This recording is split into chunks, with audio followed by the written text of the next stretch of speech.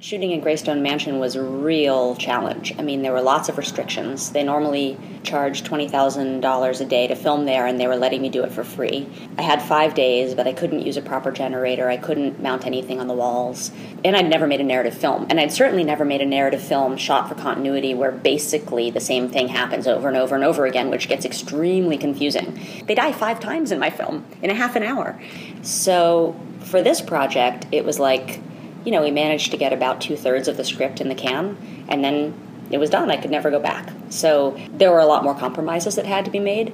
But again, I think as time passes and I'm not as sort of invested in it, I can just sort of see it more objectively and take it for what it is and go, oh yeah, okay, well that was one piece in this larger story of the body of my work that's kind of trying to do certain things, and this maybe does one of them and something else does another thing, My main goal in shooting that project was to produce a film that looked like it was made now but set in the 20s, so a sort of film noir kind of look, and to make something that looked and smelled like narrative film.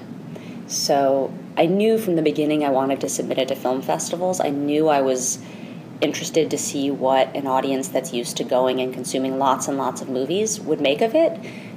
But I also knew that I wanted it to live in an art context where the kind of conceptual framework for the piece and its appropriated text and these other questions might be more readily understandable. It might make more of a kind of sense, and the sort of history of those kinds of practices might be more available to viewers in the art world than the film world. People go to shoot films at Greystone Mansion when they want a place that represents excessive wealth. Very often it's kind of obscene wealth. It's often used as a place that's sort of outside the normal conventions of culture. So in There Will Be Blood, it's the home where the lead character goes to be a sort of a recluse late in life and ends up bludgeoning someone in the basement bowling alley with a bowling pin. It's the site of the school for mutant children in X-Men. All these films were shot at Greystone Mansion over the years. There were, at last count, 62 of them. 63, I think. So the place already has all the scripts that I had to choose. So I wrote a new screenplay to try to tell the story of this really tragic set of events that actually happened in Greystone Mansion. 2 men were murdered. It was all swept under the rug.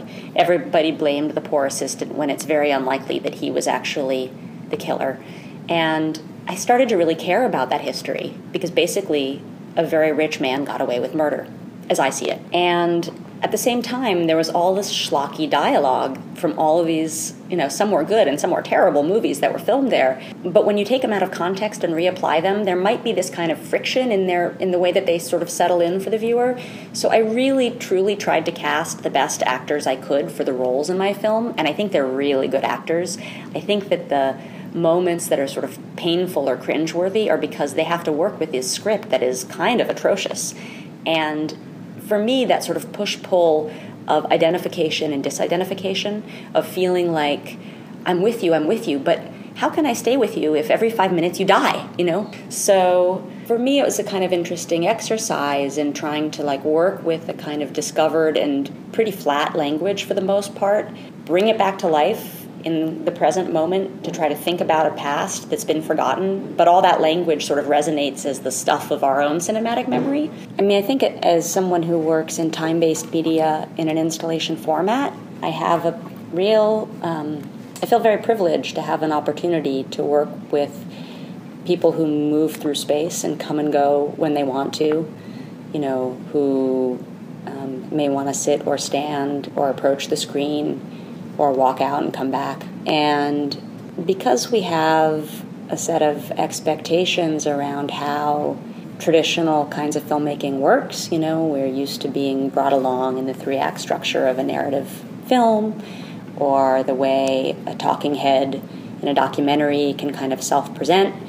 It feels like really exciting terrain to be able to include the sort of mechanics and the spatial aspects of representation in an installation. So for me, I think about a kind of relationship between the phenomenological experience of the viewer in the room with the work, and I try to encourage a kind of critical empathy with the subject. When I use the term phenomenology, I'm speaking about the way experience feels in the body. So some of the work is pretty abstract, but a lot of the work does have people kind of at its core, and almost all my work uses language in some way or other. And something can kind of happen that is uniquely possible in an installation context, where you can start to create an experience for the viewer in which the kind of structure of their experience rhymes with the subject that they're learning about or interested in. And my hope is that that relationship then of empathy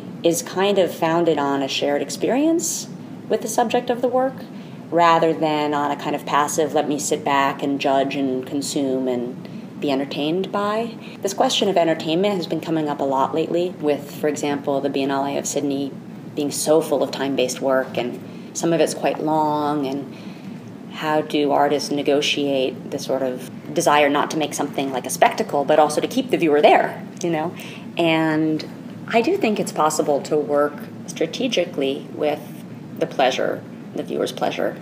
Yeah, and I think early on I started in earlier projects to try to figure out for myself what it is about documentaries that's appealing. Like, what does it feel like to want to know something? What's that like? And what does it feel like to want to find out how a story ends? And with memory, there's very often this kind of way that from the present we loop back to the past to try to understand an event, but of course what we remember of it is inflected by our needs in the present. So the past isn't really past, it's always just alive and re-remembered and usually misremembered now. And that just seemed like a really interesting place to work from, like wanting to move forward, to learn more or get more, feel satisfied, and in so doing to make sense of the past. But you can never really quite make sense of the past. So there's this sort of like looping around to try to get something, and that something is maybe never quite there. So in a lot of the works, there's a kind of structure that leaves you not really knowing maybe what happened, or sometimes there's a subject who you have every reason to believe is the person they claim to be, but in fact is an actor. It's not always clear what's scripted and what's not. And then working with multiple screens, it kind of drives me crazy when I see these big multi-screen installations that feel like there's no reason for all those screens to be there. It's like, I did it because I could. And so I try to be sort of sparing with those kinds of choices and think about, what does it feel like when two images start to collide and when they pass each other, and when you have to attend to a sound and an image that don't sync up, or to two images that sometimes make sense together and sometimes fall apart. I have to imagine what that relationship is between the image and the text, which is what I tend to obsess about in my own work. Like, I studied creative writing as an undergrad. It wasn't my major, but I did a lot of it. And one of the things that's so great about poetry is that, for me anyway, when I read a poem that really speaks to me, I have this funny sense that through a bunch of signifiers that aren't exactly perfectly matched up with their normal reference, somehow the poet and I are speaking the same language. It's like you just sort of know intuitively, or in the body, I would say, what is meant. And there's a kind of allowance for a kind of slipperiness of representation and a kind of trust, I think, between an artist and a viewer often, that is really pleasurable to play with and to try to negotiate. So while I agree that that empathy is unverifiable, there's great pleasure as an artist to be able to kind of experiment with putting things together and trust that the viewer will have the same experience with those as you. And I think the more you work, the better you get at honing your judgment about what that experience might be. So I don't want to sound like a total control freak, but I do think a lot about my audience when I'm making the work. And I think a lot about how the time, when I'm watching, I'm so sick of my work by the time it shows. Like, I can't stand to watch it anymore because I've seen it and heard it a million times through the editing process. But I have to kind of trust that if I put it away for a little while and come back, what I'm experiencing again will be what the viewer experiences. And then I do a lot of test screenings too, because I know the material so well, I don't always know how it registers. And it's probably really like super uncool in the art world to say, I showed my rough cut to 20 people and then I questioned them, what did you get? Who was this person? What did they say? What did you make of that? But it's also really important to me because so much of what I do is factually based.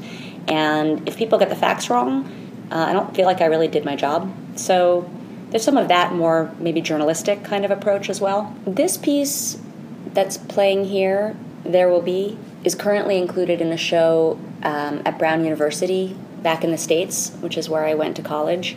And I hadn't looked at it in about a month, and I walked in, and it was a beautiful installation, and I thought, if this wasn't my work, I would love it. When I saw it a few months earlier, maybe 4 or 5 months ago, in the New York Film Festival, on a big screen with the actors there in the room, all I could see were the problems in the color and the sound, and I was embarrassed.